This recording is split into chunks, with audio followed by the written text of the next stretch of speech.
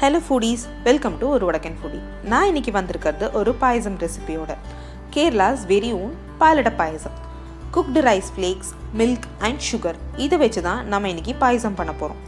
ட்ரெடிஷ்னலாக நம்ம இந்த பாயசம் பண்ணணும்னா ரைஸ் ஃப்ளேக்ஸ் ப்ரிப்ரேஷன்லேருந்து ஸ்டார்ட் பண்ணணும். ஸ்க்ராட்ச்லேருந்து பண்ணி வந்தால் ரொம்பவே டைம் கன்சூமிங். அதனால நான் ரெடிமேட் அடா தான் யூஸ் பண்ண போகிறேன். அது ஈஸியாக எல்லா ஸ்டோர்ஸ்லேயுமே அவைலபிள். அப்புறம் இன்னொரு விஷயம் என்ன அப்படின்னா, யூஸ்வலி பாலடா பாயசம் எங்கே சர்வ் பண்ணாலும் பீட் மேரேஜ் ஆர் ஓணம் சத்யா எல்லா இடத்துலையுமே பிங்க் ஷேடில் தான் இருக்கும். அது எப்படி கொண்டு வராங்க அப்படின்னா, பாலை ஊற்றி சர்க்கரையை பேட்சாக போட்டு 5 to 6 hours நல்லா அதை குறுக்கி எடுப்பாங்க. நான் உங்களுக்கு ஈஸியாக எப்படி பண்ணுறதுன்னு காட்டுறேன், வாங்க பார்க்கலாம். இப்போது நம்ம பாயசம் பண்ணுறதுக்கு என்னென்ன இன்க்ரீடியன்ட்ஸ் தேவை அப்படிங்கிறது பார்க்கலாம். நான் இங்கே 2 லிட்டர் க்ரீமி மில்கை நல்லா பாயில் பண்ணி எடுத்து வச்சுருக்கேன். அதுக்கப்புறம் ஒரு 1.5 கப் அடை எடுத்து வச்சுருக்கேன். என்னோடய அடை பார்த்தீங்க அப்படின்னா குட்டி குட்டி அடையாக இருக்கும். சின்னதும் கிடைக்கும், பெருசும் கிடைக்கும், ரெண்டுமே மார்க்கெட்டில் அவைலபிள். பட் நான் குட்டி தான் இங்கே எடுத்து வச்சுருக்கேன். அதுக்கப்புறம் ஒரு 2 கப் சுகர் எடுத்து வச்சுருக்கேன். சுகர் உங்களோட டேஸ்ட்டுக்கு அனுசரித்து நீங்கள் ஆட் பண்ணிக்கலாம். நான் இங்கே 2 லிட்டர் மில்க்குக்கு 2 கப் சுகர் எடுத்து வச்சுருக்கேன். அதுக்கப்புறம் மில்க் மேடு, இது 400 ml மில்க் மேடு. நான் 2 பாக்ஸ் எடுத்து வச்சுருக்கேன். நமக்கு எவ்வளோ வேணுங்கிறது பார்த்து நம்ம ஊற்றிக்கலாம். இப்போ இந்த அடையை நம்ம நல்லா கழுகி எடுக்கணும். ஒரு 2 times நல்லா வாஷ் பண்ணி எடுத்துக்கணும். இதில் நிறைய அழுக்கெல்லாம் இருக்கும். அதனால நம்ம இதை கழுகி எடுத்துக்கலாம். ஒரு 2 times நல்லா கசக்கி விட்டு கழுகி எடுத்துக்கோங்க. பர்சனலாக எனக்கு இந்த மாதிரி குட்டி குட்டியாக இருக்கிற அடை தான் பிடிக்கும். சில பேர்லாம் பெரிய அடை ப்ரிஃபர் பண்ணுவாங்க. பட் நான் சின்ன அடை தான் ப்ரிஃபர் பண்ணுறேன். இங்கே இப்போ இதை கழுகி எடுத்தாச்சு. இதை நம்ம பாயில் பண்ணணும். அதுக்காக நான் இங்கே ஒரு பாத்திரத்தில் தண்ணி எடுத்து வச்சுருக்கேன். இந்த தண்ணி ரோல் பாயில் ஆகும்போது நம்ம இந்த அடையை ஆட் பண்ணிக்கலாம்.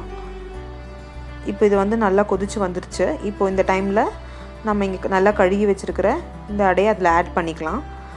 அடுப்பை சிம்மில் போட்டுட்டு அதுக்கப்புறம் நம்ம இதை ஆட் பண்ணிக்கலாம். இது நல்லா வெந்து வரணும். கையில் நெசுக்குனாலே நல்லா உடையிற மாதிரி வெந்து வரணும். அப்போ தான் அடை நல்லாயிருக்கும் சாப்பிடும்போது. இல்லாட்டினா நீங்கள் பாயசத்தில் போட்டுட்டீங்க அப்படின்னா கடிக்க ஆரம்பிச்சிரும். இன்னும் வேகிறதுக்கு இருக்குது பாருங்கள், இது உடைய மாட்டேங்குது. நல்ல அடை அப்படின்னுச்சுன்னா சீக்கிரமாகவே வெந்து கிடச்சிரும் நமக்கு.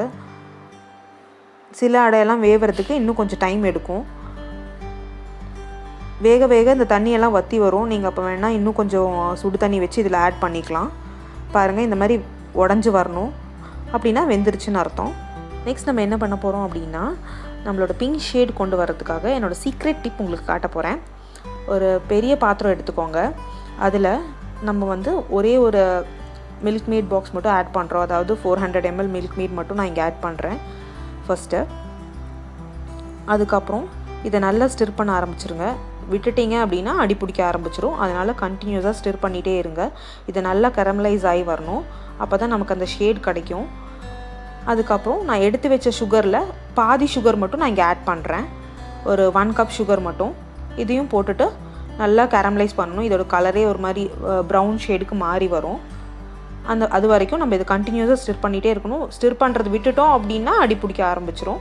கொஞ்சம் ஹெவி பாட்டம் பேனாக எடுத்துட்டிங்கன்னா இன்னும் வசதியாக இருக்கும் உங்களுக்கு. இதை ஸ்டிர் பண்ணிகிட்டே இருக்கணும் நம்ம.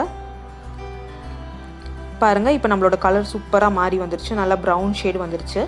இந்த டைமில் நம்ம காய்ச்சி வச்சுருக்கிற அந்த பால் இதில் ஆட் பண்ணிக்கலாம். பாருங்கள் எவ்வளோ ப்ரௌனாக இருக்குது அப்படின்னு. இதை ஆட் பண்ணும்போது நமக்கு அந்த ஷேடு கண்டிப்பாக வந்துடும். இந்த பாலே ஊற்றி நம்ம நல்லா மிக்ஸ் பண்ணிகிட்டே இருக்கணும். அடி பிடிச்சிரும் இல்லாட்டினா. இப்போ நம்ம இந்த பாலை இதில் ஆட் பண்ணிக்கலாம். இந்த மாதிரி மில்கை இதை ஃபுல்லாக ஆட் பண்ணதுக்கப்புறம் இதை ஸ்டிர் பண்ணிகிட்டே இருங்க. ஒரு 2 டைம் ஸ்டிர் பண்ணும்போது இந்த மில்க் மேடும் இந்த சுகரும் நல்லா கரைஞ்சி வந்துடும். இதை நல்லா லோ ஃப்ளேமில் வச்சுக்கோங்க. லோ ஃப்ளேமில் வச்சுட்டு ஸ்டிர் பண்ணிகிட்டே இருங்க. அப்புறம் இன்னொரு விஷயம் நான் சொல்ல மறந்துட்டேன்.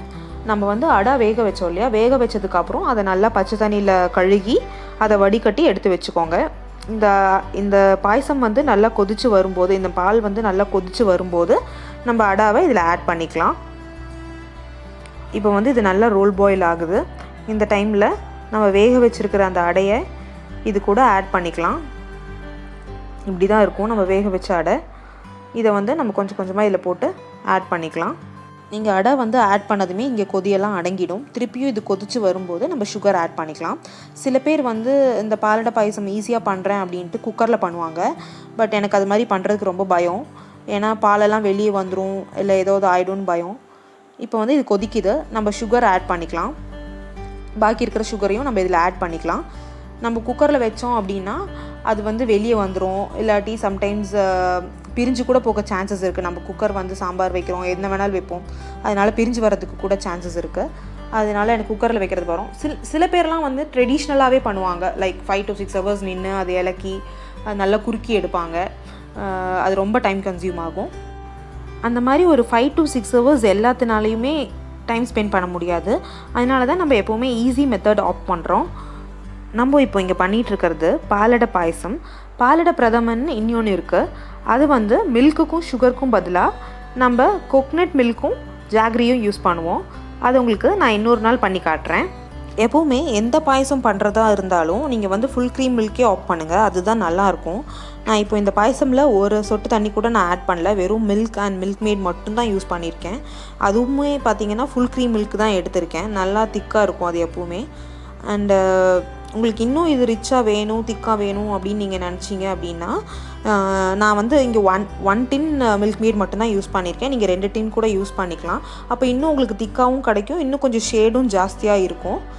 இந்த பாயசமோட கன்சிஸ்டன்சி எப்படி இருக்கணும்னு பார்த்தீங்கன்னா, நம்ம கரண்டி விட்டு இலக்குனா அந்த கரண்டியில் ஒட்டாமல் அப்படியே ஒழுகி போகக்கூடாது. நல்லா கரண்டியில் ஒரு லேயராக ஃபார்ம் ஆகணும்.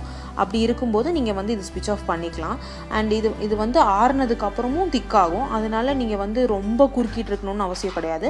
ஜஸ்ட் இந்த அடையும் இந்த பாலும் வந்து ஒரே லெவல் வந்துருச்சு அப்படின்னா நீங்கள் வந்து இது ஸ்விட்ச் ஆஃப் பண்ணிக்கலாம்.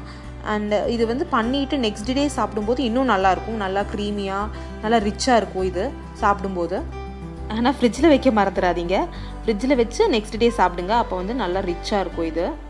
எனக்கு தெரியும் இது நிறைய பேர்த்தோட ஃபேவரட் அப்படின்னு. மோஸ்ட்லி மலையாளிஸ் கிட்டே எல்லாருமே பாலடை பாயசம் செஞ்சு கொடு அப்படின்னு தான் கேட்பாங்க. இப்போ நீங்களே இது ஈஸியாக வீட்டில் செய்யலாம். அதுவும் இந்த ஈஸி மெத்தடில் பண்ணி பார்க்கலாம். உங்கள் எல்லாருக்கும் இந்த ஈஸி மெத்தட் ஆஃப் மேக்கிங் பாலடை பாயசம் பிடிச்சிருக்கும்னு நினைக்கிறேன். மறக்காமல் இதை ட்ரை பண்ணி பார்த்துட்டு எப்படி இருந்துச்சுன்னு எனக்கு கமெண்ட்ஸில் சொல்லுங்கள். தேங்க்ஸ் ஃபார் வாட்சிங் ஒரு வடக்கன் ஃபுடி. பாய்.